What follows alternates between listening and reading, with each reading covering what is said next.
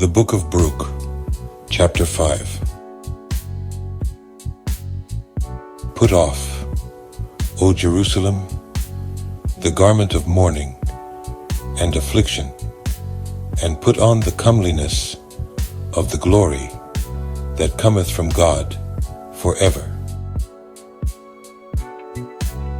Cast about thee a double garment of the righteousness which cometh from God, and set a diadem on thine head of the glory of the everlasting. For God will show thy brightness unto every country under heaven. For thy name shall be called of God forever, the peace of righteousness and the glory of God's worship.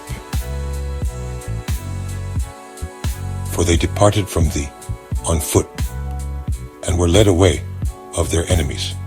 But God bringeth them unto thee exalted with glory, as children of the kingdom.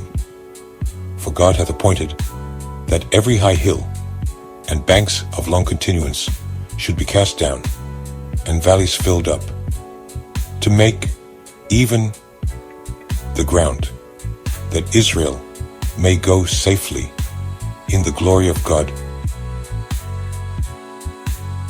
For God shall lead Israel with joy in the light of his glory, with the mercy and righteousness that cometh from him.